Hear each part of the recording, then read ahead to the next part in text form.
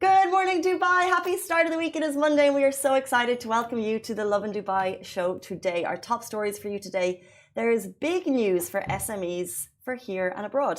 As well, UAE applauds the ICJ's steps to protect Palestinians. We're talking about the amazing support of residents rallying to fund new prosthetics for a dog whose legs were cruelly severed. As well, which cast member is leaving Dubai bling? And later on in the show, we're going to be joined by artist Fouad Hamza. He's a local artist here. He started his own creative hub, and he believes art is an expression, and he wants to make that known. But before we get to all of that, are you stuck in traffic? Anyone got stuck in traffic on the way to work today? Raise your hand. I didn't. Well, back there? No. No one got stuck in traffic? I know I said I didn't. Possibly get stuck. Ali didn't. Massa didn't. Massa did. Well, did you get stuck in traffic? I did, but I have a theory, which is why I have a theory. Every Monday, it's way more traffic than the rest of the days because people are still in vacation mode. So they're later? Yeah. They just I don't know, because I think that, because it's Saturday, Sunday. It's traffic right now. They have a lot of it's they have the weekend and they have fun and enjoy, right? And it's I feel on Monday they're lazier to get up.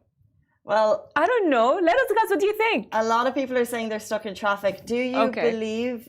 Do you agree with Farah's theory? I think getting out of bed on a Monday morning is definitely harder. It is for sure. 100%. This is my point. However, I think a lot of people have hybrid working days. A lot of people can choose to work from home. But I think Monday is the day that everyone pulls it together and gets out of bed. So I actually think there's more cars on the road on a Monday versus other days. That's my theory. I don't know. My theory, because actually, genuinely, every Tuesday, it's not as traffic or not as there aren't as much cars as on Monday. On Monday, literally the moment I get out of my house, I see a lot of cars, and I'm that's Monday. It's Monday, and I bet everyone's in their car oh, it's Monday. You know what I mean? Yeah. Yeah. So you guys let us know do you guys agree with or with me actually, in case it does not agree. But I think there's both to it. I think it's harder to get out of bed in the morning. So maybe potentially people are a little bit later, but I do think most people make the effort to get to work. Someone's saying because some people are going to work only on Monday and work from home the rest of the week. That's what I think. Pilot Rizwan says cancel Mondays. Cancel Mondays. I like this. Actually, would you cancel Mondays? Should we have our cancel culture on Mondays? Cancel Mondays, fine. But then Tuesdays will be the next Mondays if we cancel Mondays. Yeah. You know what I mean? Yeah. So it's technically the same thing. People are never happy. If you cancel Monday, eventually people hate Tuesday. That's what I think. That's true, yeah. I think you need to mindset it. Yeah. Genuinely, I hate Tuesdays for so many reasons because Tuesdays make me feel it's in the middle of nowhere and nothing. You know what I mean? It's you're not close to the weekend. You're not far from the first of the week. You just don't know where you are. You know? Yeah. Yeah. Which I don't know. To me, it kind of makes sense. I prefer Thursdays because you're closer to Friday. Thursday is a nicer day of the week. They are, and they're chill, and yeah, which makes sense. So On a light note to start the week, we're going to cancel the day. Just cancel the whole week, you guys. At this point, It's our Just least cancel favorite day of the whole week. No, Yes. then comes Tuesday. I'm so confused. Yeah. It's called feel middle like of the week. to each and to everyone they have their own like favorite day and their favorite opinion. Yeah. So guys, let us know in the comments, what is your favorite day of the week and what is your theory regarding that? Do you agree Friday with mornings. It's got to be Friday mornings. Half people don't even come into work. It's so chill. Most people leave midday. You always have good snacks. Friday's the day. Friday's the day. It feels like the weekend. Oh. And then you're like, I'm not going to do anything serious. Because it's the weekend. Because nothing will change over the way, so I'll get to it on Monday. And you perpetually push all of your tasks. So Friday's it's the same day. thing on Monday, right? Like you come and you're like, I'm not gonna do much because it's just, like I just finished my weekend and I'm tired and I don't want to do anything right now. I'm not in the mood. Right? And then Tuesday, I'm not in the mood because I wasn't in the mood on Monday. And I carry over some tasks. So there's too many tasks. So Tuesday is also a day that we don't really get too much work done. Now, Wednesday, middle of the week, is chill day. I think Wednesday is when you accept. Is weekend planning day. Yeah. Friday is essentially weekend. So essentially, we don't really get much done. Yeah, but on Wednesday, I feel like it's when you accept or get in the mood of work. But then till you accept, then comes Thursday, which prepares you for Friday, which is the weekend, and you're like, ooh, I like that. So we are prepped and motivated for the week, as you can see, quite like the incredible SMEs in Dubai who are doing the most, and they are about to get a big win. So if you are an entrepreneur, a creator of an SME, His Highness Sheikh Hamdan announced big news last night to the support of 500 million dirham. So SMEs, if you're looking for a nugget of good news or luck to wake up this morning and to take your business global, look no further. Last night on X, His Highness Sheikh Mohammed bin Rashid Al Maktoum, Crown Prince of Dubai, announced a new growth hub to help expand small to medium enterprises. As well, the Crown Prince tweeted Dubai's vibrant business environment has fostered the creation of numerous global success stories and inspired entrepreneurs to make a remarkable impact with their ideas and initiatives. Today, we are delighted to announce the launch of the Dubai International Growth Initiative for SMEs, developed through a partnership between the Dubai government and Emirates NBD. So Emirates NBD are involved. This could mean a big chunk of payment going to you. He added that with a value of 500 million dirham, the initiative will support small and medium-sized enterprises and accelerate their progress and global expansion. They're basically saying there's small to medium companies here, they want to take them global. So to entrepreneurs worldwide who have chosen Dubai as their launchpad, so basically anyone, this isn't just citizens, by the way, because this is part of Dubai Social Agenda 33, and a lot of those benefits are going specifically to citizens. However, in the tweet he said, anyone who chose Dubai for your startup. So there's so many people who thought, I want to start my business in Dubai. There's a lot of opportunity. They are extending their steadfast support locally and internationally. He said, you are key contributors to Dubai's success, and your partnership is vital in achieving the goals of Dubai Economic Agenda D33. So if you've got a successful startup in Dubai, you basically could be in line for a cash injection from Dubai government to go global. So if it's got legs here and it could work worldwide, get in touch. Not with us, with them. Which just shows us how literally, like, Dubai is just like there to support us. Dubai is there to support no matter what business it is. If you think, as Casey said, your business is or can make it worldwide, why not? Go for it, right? I mean, at this point, it just like just amazes me as Farah, being born here in Dubai, that oh my God, like Dubai keeps on, I would say, progressing, right? And all of these things is just like amazing. And to have such an initiative, like to support businesses, right? No matter what it is, just like shows us like, you know what, you have the support of Dubai, you guys, the Dubai. It's so cool. And I remember coming here, and I know we've spoken about it before, but there's always back in the day, it would be, oh, this international restaurant is coming here, this big hotel is coming here, this chef is coming here. But the tide is turning, and when we talk about local companies who've gone global, for example, at Davos not too long ago, Home Bakery, the local coffee bakery shop, they had a little pop-up there. There's multiple examples of local startups here that have gone international. And we're always so proud to see it. London Project, for example. Now, Dubai's just going to facilitate that even further. So when you go to London, when you go to New York, you'll see Dubai names more and more. That's what they're trying to achieve. And that's such a kind of a big win for us. At this point, like no one does not know Dubai, right? And I think Dubai is just like creating like this step. And it's a very smart step, right? Because like at this point, like if you have a business and you think that it can work internationally, just go for it at this point. Well, now let's jump to our next story. The UAE applauds the ICG's steps to protect Palestinians. The UAE welcomes the decision of the ICG, which aims to halt Israeli violations and provide protection for the Palestinians, as it called for an end to any encouragement of genocide against Palestinians and punishment for those promoting it. On the other hand, the UAE announced it appreciates the efforts of South Africa and reaffirms the importance of providing protection for civilians and ensuring the entry and delivery of humanitarian and relief aid sustainably and without impediment. As well, the ministry also urged to avoid further loss of life and prevent fueling the situation in the occupied Palestinian territory, as it reiterated the importance of achieving the two-state solution with an independent Palestinian state. Talk about the ICG decision briefly. Of course, like, I mean, at this point, the ICG we have seen, of course, if you live in Dubai, you have seen it, right? And at this point, like the world, literally seen it. Everyone has tuned in to the ICG court, which was on Friday, and we have as well seen how we know that, like Palestinians who live in Dubai have been kind of like, I would say, frustrated because they wanted to call for a ceasefire. They haven't. But you guys, at this point, sometimes the ICJ, I think, has made a fair conclusion. You know what I mean?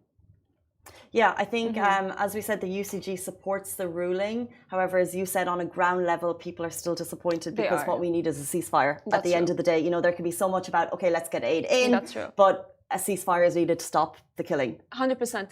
But again, like, I think that maybe, because like this has been ongoing since 1948, right? And because of that issue, at this point, the ICG just like wanted to like be as diplomatic as possible, right? However, the UAE does support the fact that, we should stop the killing. And the ICG did say, like, we should stop the killing. Like, the killing should stop. If let's say, Israeli wants to, like, I don't know, like, defend themselves, they should stop killing. Because the death toll has been wide and great at this point. And it's heartbreaking from all aspects. Like, like, when you see the number of, like, children dying and people dying and losing their families and so on, it's just like heartbreaking, and it's no one deserves that. No, I think we're on day 115 of the atrocities with over 22,000 deaths, and people just want a ceasefire. They want to see it end to this nightmare that's unfolding before our eyes. Speaking of more tragic news, but a kind of a positive update on it. So we have an update on Grace. So you may remember the show on Friday. We spoke about the story of Grace, a dog whose legs were cruelly chopped off. Grace was rescued by Stray Dog Centre. At that point, she didn't have a name, but she does now.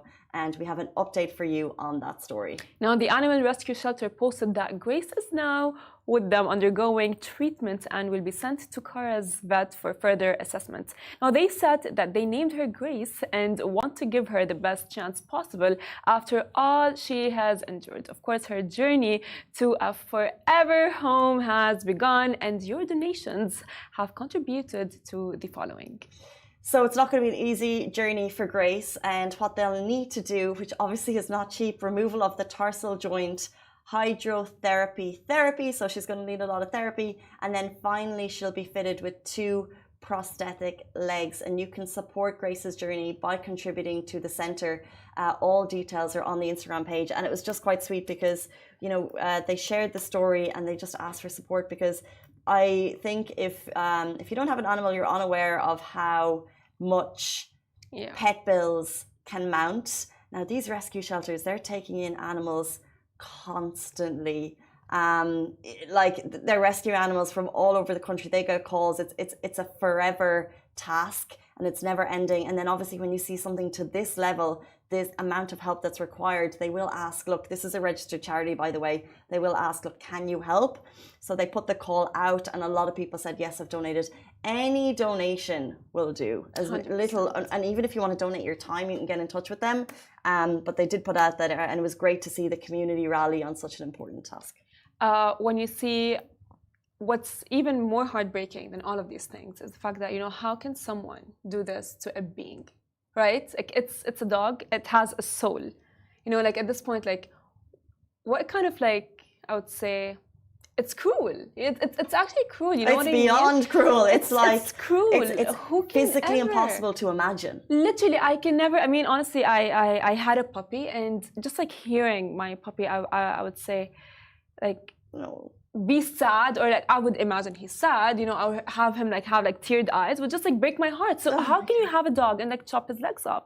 But at this point, like, I mean, shout out to all of these, I would say, people, like, just like, guys, donate and help. At this point, you know, Grace, as long as she finds her forever home, it's gonna be fine.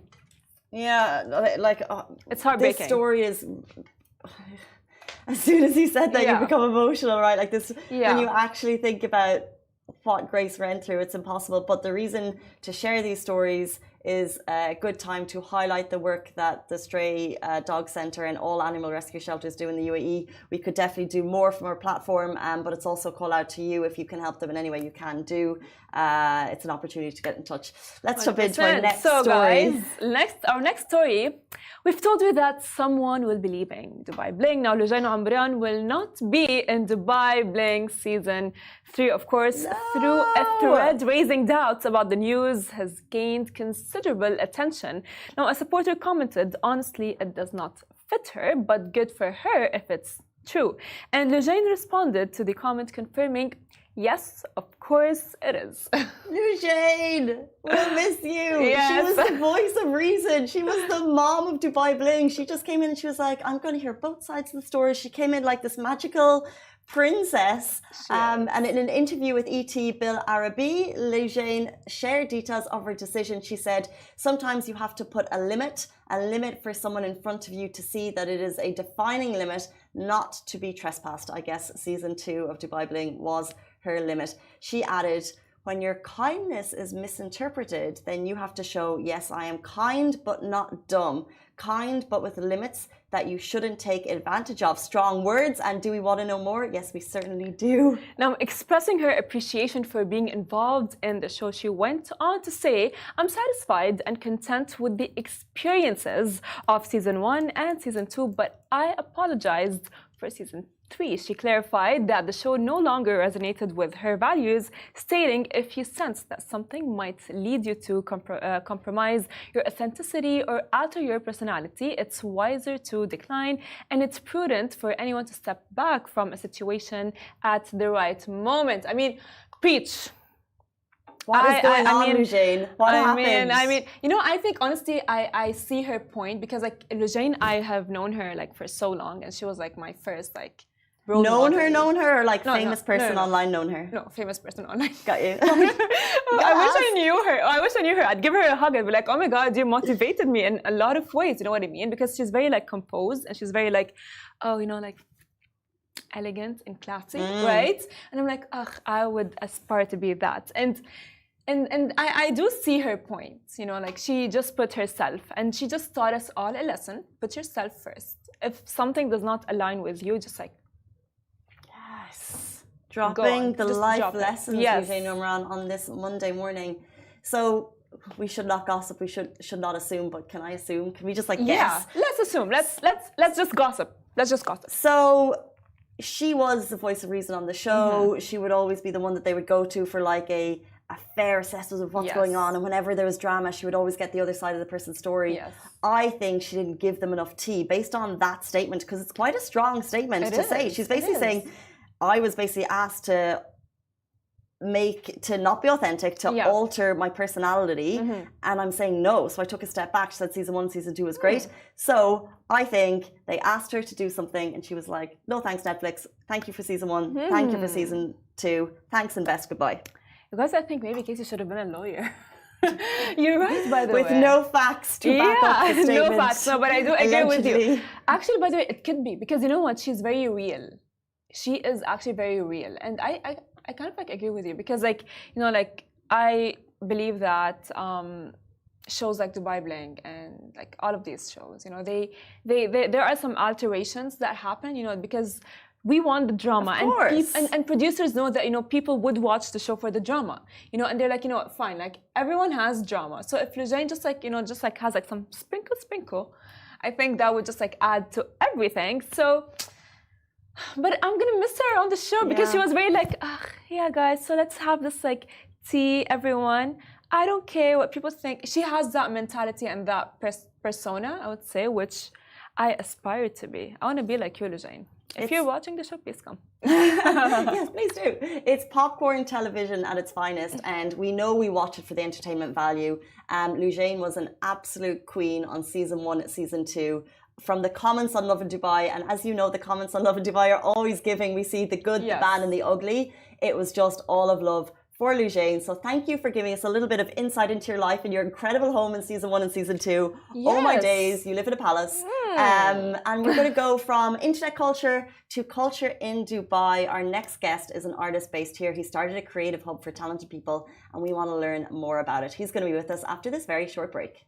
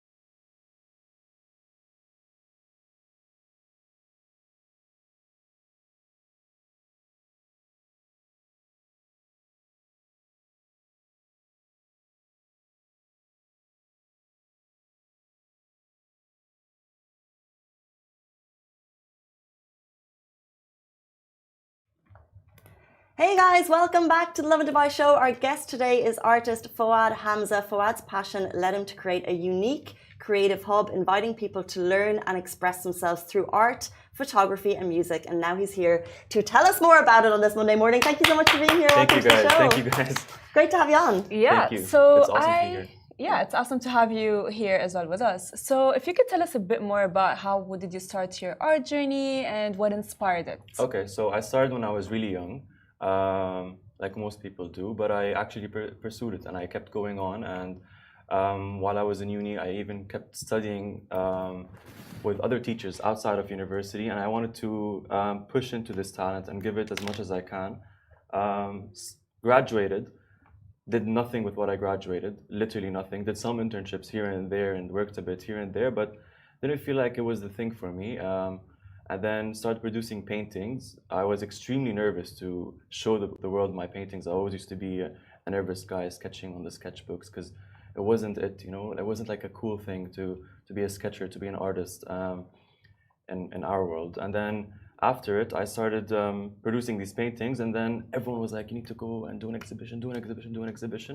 And it's what I did. Sold out the first exhibition, sold out the next exhibition, and then kept it going from there. It's been an awesome journey for art, yeah. And now we do sculptures. I do really big sculptures. Don't like to go small. Usually people do like these small sculptures. I do like really big, nice ones. And that's been my art journey. That's how I started. Whoa, there's like a whole 3 decades there that we need to unravel. So first of all, I'd love to just ask, like, to go right back to, you said you did a bit of art maybe in uni and stuff, but like, what did that look like then? Did you feel that you had a talent then? Oh, it was nothing like I did like I do now. It was extremely. It was just random stuff. It's where you try to figure out what you want to do and what message you want to give. So the sketching was mainly for me to learn different forms and different ways I can produce art.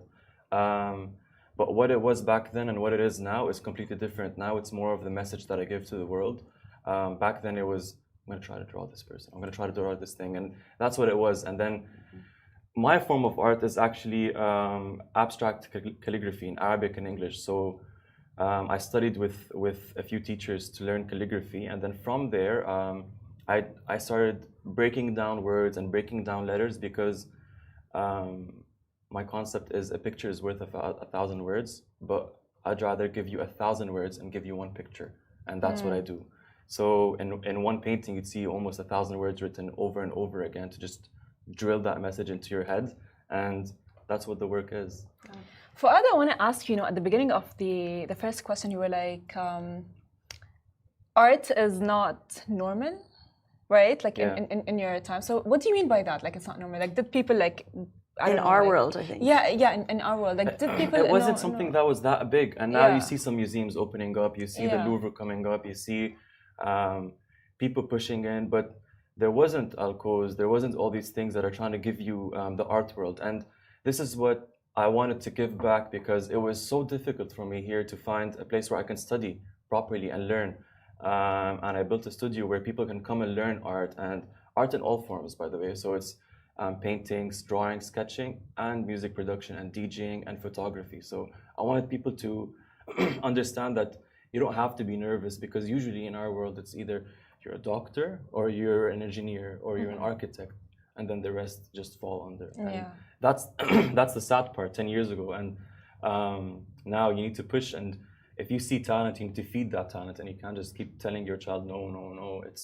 It's your child's going to grow up to be miserable in the end. Thank God I had parents that kept pushing me towards this industry and this life, and it's been awesome since then. Yeah. That's what we were going to say. Like, dare we ask, was the family support there when you wanted to jump into art? Yeah. So my mom always took me to art classes. My dad was there at every exhibition he could. He's an awesome guy. Yeah, even the one I had around, I think last year I had an exhibition in Beverly Hills. He even stopped work, left everything, and then came. Yeah, so he's an awesome guy.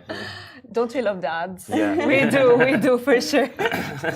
Shout out to an amazing family support. I think that's so important. And have you seen, when you're bringing people, and we will talk about the hub that you've started shortly, but when you speak to other artists, do they have the same support there? Do you see other people like getting pushback? Do you see other people finding it hard to make that jump? I think we all find our purpose in life and the people that are going to push us. It doesn't always have to be parents.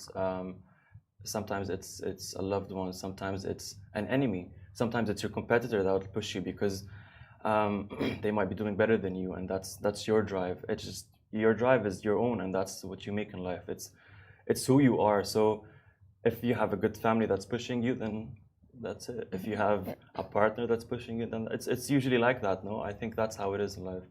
So for sure, of course, it was not all rainbows and unicorns, like Oh, through your definitely. art process, right? So like, was there like, let's say, a moment where you were like, oh my God, like I'm not succeeding, I'm not doing well, it's too much. Oh my God, I might drop art. Yeah. Really? It does get to that stage. Sometimes you have exhibitions where storms are happening outside. That's something that happened with me. There was a storm happening outside, and it was one of my first ones, and I was extremely nervous about this one because it was a really big one for me. And then no one showed up for like the first 2-3 hours, and then after it, like just 10 people showed up, and I was like, "What am I doing? What's wrong? Like, why is this happening?" And then you just have to keep pushing yourself, and that's what I tell everyone, because you can't just be that person that gives up at the first sight of trouble. You can't do that. It's you didn't get this far to just stop now. That's the thing I always tell myself. I didn't get this far. It's either this or I'm done. Like I can't. I don't see myself doing anything else. I love it that much. It's my baby. It's my child. Yeah. And it's amazing. And now you're obviously giving back to the local scene. But Yeah. how have you seen the art scene evolve in the last decade in Dubai? We've been doing good. We've been doing good. We need to do more, but we've been doing good. That's what I tell everyone, because there has to be more. It can't just be a Circle Avenue and the Louvre in Abu Dhabi, or now they're building Guggenheim. But it can't just be that, because art, we need more in the city. We need to give back more. You see some galleries opening up, but there needs to be more where kids and adults and all these people come and learn. It's not a skill we have; it's a skill we need to create in each other. So I want people to come and learn and educate themselves on this kind of a world, because it's so therapeutic. Till now, since I've opened the studio, I've maybe had 2 people that stopped, but the rest are they just keep coming back. They just keep coming back. They just want more. You have to give back to the community, and the community has to have art, because art to me is like the ultimate knowledge. When you're there at that level, it doesn't get more than that. Everyone buys art and everyone loves art. It's at different levels. That's it. You said, by the way, right now that art is therapeutic. Yeah. Right. So have you ever like let me phrase this in a right way, that like, let's say everyone has a kind of like a defense mechanism, right? So have you ever like gone to art at like a very hard time in your life? Yes. Yeah. The hardest times to me were when art. The hardest times I had in my life, art was always there to help me. It's different. There's no injury risk, which is good, right? Because when you're in sports and you want to just like lift the heaviest weight, or you want to run the quickest, and then sometimes you like start choking or stuff like that, it's so tough. But art is extremely therapeutic, because no matter what you're going through, you can just blast music and keep going. It's a different kind of life. I always advise people to learn if they can, if they want to. Learn art, even study the history of art, because it's just beautiful. It's different than our history, right? The history you had to learn when you were a kid. It's just the way people used to think before, like Picasso. Oh my God, that guy had such a beautiful brain. Crazy but beautiful brain. You always had to see where people came back from and how they created such a beautiful thing. It's history. Art in all forms, by the way. Architecture too. Zaha Hadid, one of the greatest. Like, look at what she does. No curves, no. Oh my God, was such a beautiful person. I love art. I love all kinds of art, even music. Everything. Everything is beautiful. Can you tell, in terms of the art that you create yourself, how long you mentioned that it's kind of purpose and message based? Yeah. So is it one piece of message per art, or do you have a general message you want to share with the world? And how long did it take you to define your messaging? Yeah. So each collection falls under like an umbrella of different kinds of messages. My latest collection is being called Metamorphosis, and I don't know where that's going. We'll figure it out, and I'll send it on Instagram when it's figured out. So there's always a specific message that comes behind the collection, and then small messages that come with the painting. So, and usually if there's 2 languages in it, so I'm one of the only people that do Arabic and English together in the same piece. So they usually sometimes they contradict themselves, sometimes they work together in a beautiful way. So in Arabic, I have one of these paintings that say, in Arabic it says dreams make good stories, and then in English it says but everything good happens when you're awake. So it's always that kind of a style. You get me? Yeah. That's beautiful, actually. You know, the fact that you think, you know, a lot of people go like, a picture is worth 1,000 words, and now you're saying that calligraphy is worth 1,000 words. Yeah, 1,000 words give you one picture. Yeah, that's what I do. Exactly, yeah. which is honestly like, it's like mind blowing. Yeah, which is very cool at this point. So, do you think that art is a given or is it learned? Like, do you grow with like the love for art, or do you learn it and grow to love it? I think you can do both. So it's always they always have this thing where they say hard work beats talent, and then I always say in such a weird way that good luck when talent works hard. That's the only difference, right? But then what happens when you have someone that's extremely talented and always also wants to work hard? That's what you get. But I think talent is one thing, and then working hard is one thing, because no matter who you are, you always have to work hard to create what you want to create. But I always push people, because sometimes some people don't know that they're actually talented. You always have, I can't even draw a smiley face, and then they draw like a beautiful landscape picture. It's talent is always hidden somewhere, but you just have to figure it out, and that's what I push everyone to do, because what's happening now is everyone's always just stuck to their black mirrors. You know what that is, right? Your black mirror. This is a black mirror. Your screens are all black mirrors. So everyone's just stuck to that, and they're not pushing towards different kinds of art. So even sports is an art. Everything is an art. But then you have these kids and adults, and everyone's just stuck to their phone, and that's it. Put the phone down. Go figure out what you want to do, and push your children or push yourself to do something that's good and beneficial for you, like art, like sports, like creating something. Are you a creator or a consumer? That's it. Probably. I'm just thinking that, like, if we have anyone watching the show right now, we're all limited. But everyone's a consumer at the end of the day, right? Because I'm also a consumer. You have to be a consumer. I'm a consumer. You can't be a creator without any consumer. You have to. But I do agree with you that we all are potentially limiting ourselves so much by being stuck to our phones. I think that's a really strong point. So tell us, finally, what inspired you to create FS Visual Studio, and what is its focus, and who can join? Okay, so my purpose was to create a small creative hub where everyone gets together and works together. So you have some people that come and learn art in all different kinds of forms. We have workshops that are there every 2 weeks that happen. Beautiful workshops, they're amazing in art. And now we also have a photography room, so where you can learn photography, filmmaking, all these kind of things. We have teachers for everything. And you can book the photography room for like specific purposes that you would. And music production. So there aren't a lot of music production places in the UAE, which is something I realized. There's around like 2, 3, that's it, where you can produce songs. So we built a music hub too, and DJing. So there aren't places that you can actually learn how to DJ in the UAE. It's always usually someone that just comes and has a set and learns, and then starts going into clubs or areas like that. Got you. So we have all that coming together, and it's been done for a while, and it's been awesome. Everyone can join, all ages. It's just for the music room, young kids can't really join. That's it, because of the equipment, and it's a beautiful place. You should come check it out. Where is it? It's in Al Quoz area. Al Quoz is like the hub of art. It is, isn't it? Ask, were you there this weekend at Al Quoz Fest, and what did you think of it? I passed by. It was beautiful. It was beautiful to see what people have been doing in this area. My art isn't really hanging out in this area anymore. I built my career here, but the work isn't really in the UAE region anymore, sadly. But I love what people are doing here now. There's so much talent, but you just need that little push, like fly, you know, like why are you walking? Just fly, and that's what I tell everyone. Great.